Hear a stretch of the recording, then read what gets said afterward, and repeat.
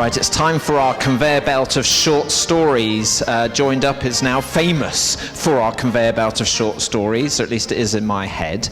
And Rachel's going to come and introduce 4 wonderful stories of youth or children's or school's work. Hopefully they will encourage you, they'll excite you and motivate you. But each story has only 4 minutes. So unlike Hugh, who overran by a few minutes, our 4-minute storytellers will be interrupted by some Oscar-style music that will start to play on the dot of 4 minutes, encouraging them to wind up immediately, just to keep to schedule. Right, so over to Rachel to tell us more.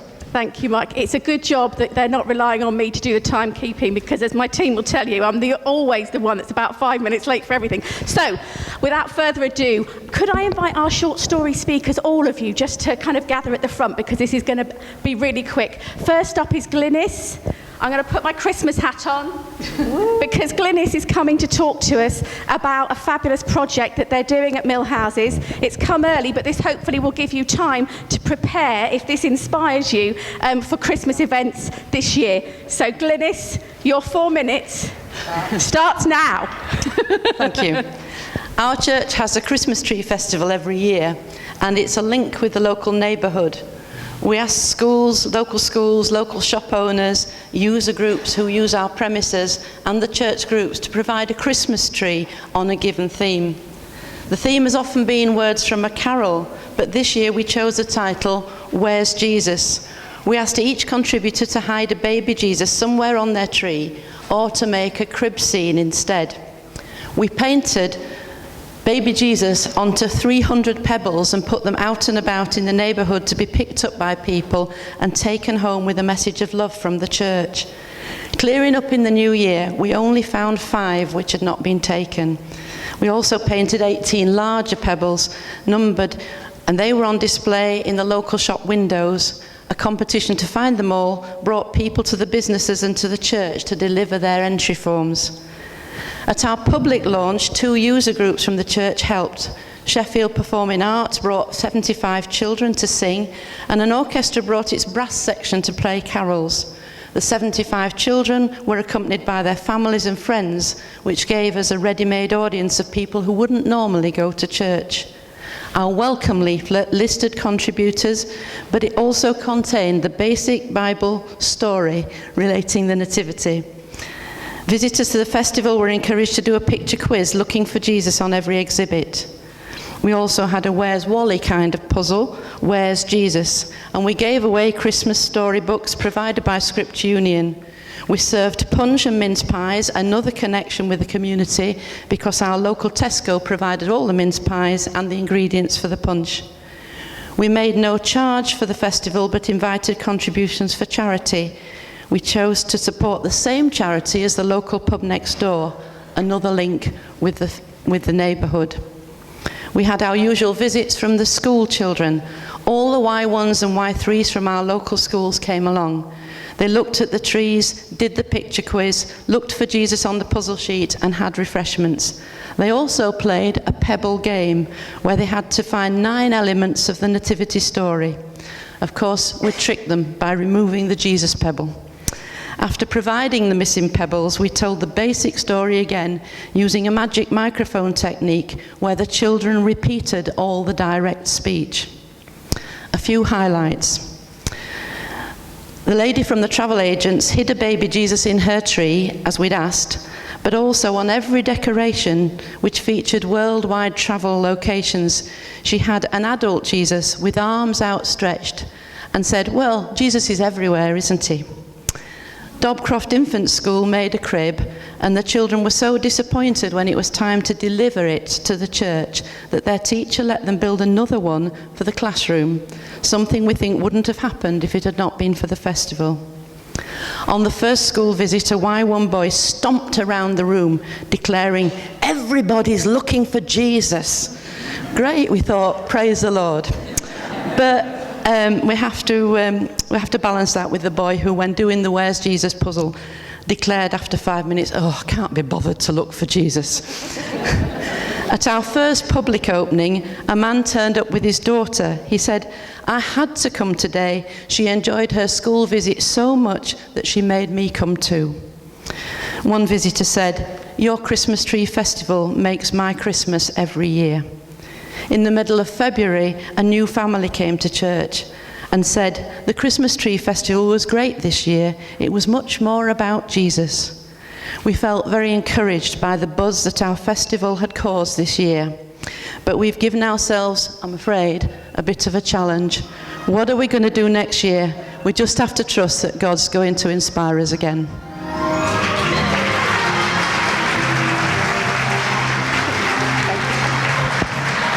Fabulous story from Glynis there, and one, if you start now, that is doable. But there's a lot of work, as you can tell, involved in that. Fabulous. And Glynis will be downstairs at coffee, so please go and see her and have a chat and have a look at their pebbles. Our next speaker is Ben Harper. It says on his blurb that he's been around in Sheffield working for 20 years. He looks too young, doesn't he? We don't really believe him. He's wearing many hats, but he's going to tell us about One Mentoring today. Thank you, Ben. Okay, so yes, hi there, I'm Ben. I have done many different roles in the city over the years and I recognise lots of people's faces here, which is weird for me because there are lots of people from different parts of my life. But I'm here today to talk particularly about mentoring. I'm really passionate about mentoring, and I'm going to tell you a story this morning about some mentoring I'm currently doing in a secondary school in Sheffield, and I'm going to tell you about a young boy who we'll call Rory, who I've been working with recently. Rory is a year 10 boy. He's not the baddest lad I've ever met, if I'm honest, although he might have thought that when he first came to see me. And I asked him when he came to see me, first of all, why he thought maybe he'd been asked to come to see me. And he was pretty clued up about the fact that he knew that his behaviour in school wasn't quite up to scratch, if you like. He was aware that he was creating a bit of disruption in lessons and that was maybe causing a problem for both him and teachers around him. I was pretty clear with him that my job wasn't to change him or to make him do anything that he didn't want to do differently, but simply to create a space for him to explore what he wanted to get out of the next kind of couple of years at school. He was pretty clear straight away that actually he wants to get really good GCSE grades at the end of next year, and it seems like he is pretty able to do that. And so we worked out with him a little bit about what it was that made him feel unsettled and make him behave like he was doing in lessons. And what he identified is that for him, he really values routine, and when routine is interrupted, then actually he finds himself going into lessons and being more disruptive. So he went away without my help at all and put together a really tight schedule for himself so he could keep himself in life generally to a really good routine. He came back the following week and he told me how well the routine was working for him and how things in lessons had really improved for him and how he was now doing really, really well. I was great, that's fantastic. He came back the following week and he told me he was exhausted. And then he told me that he'd actually pulled a sickie on the Monday from school because he'd been so exhausted from the schedule he put together.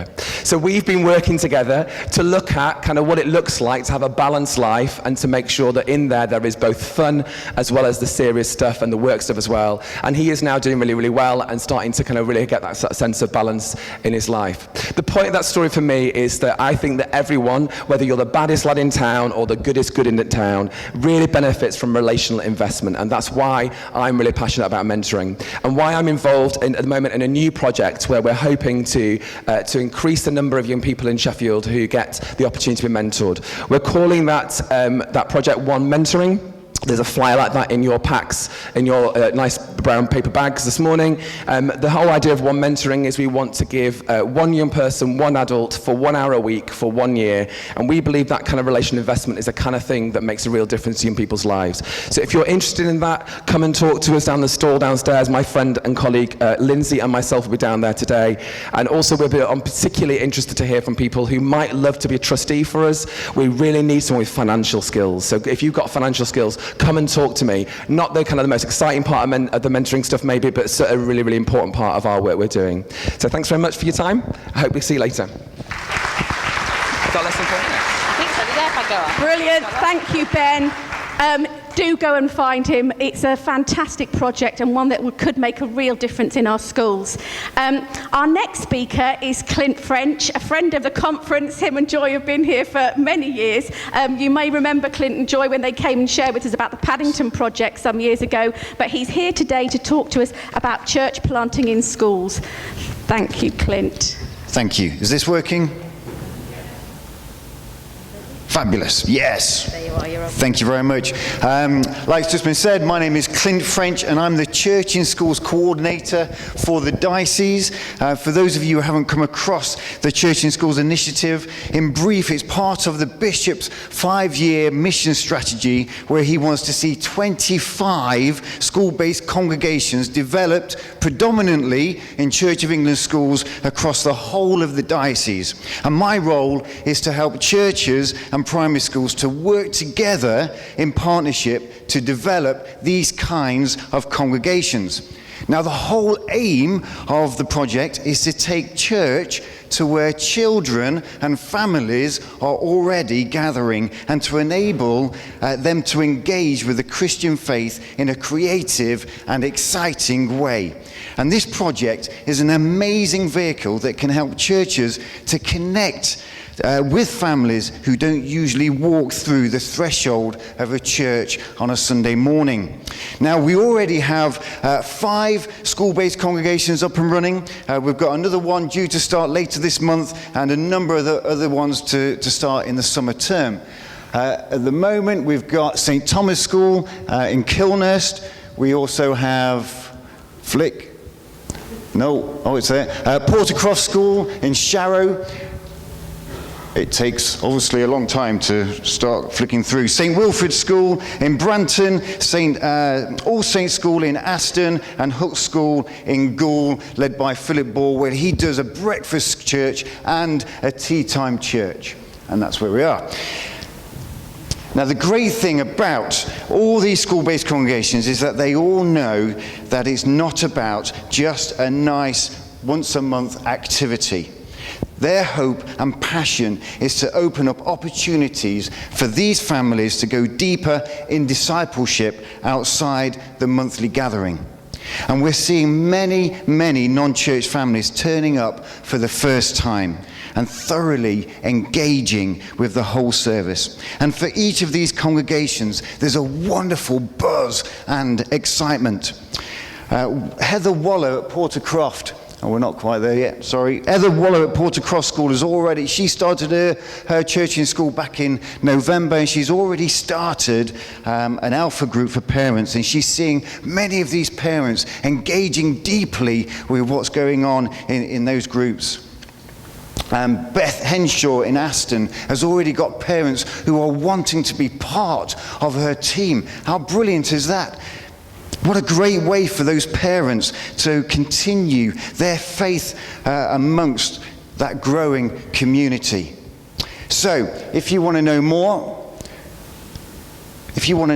we've also got a web page on the diocesan website where you'll find Bishop Pete talking about the project, information about how to get involved, more information about the current school congregations, as well as a whole list of resources. And in the documents, you will find a whole list of questions that will that helps to enable the school congregations to run effectively.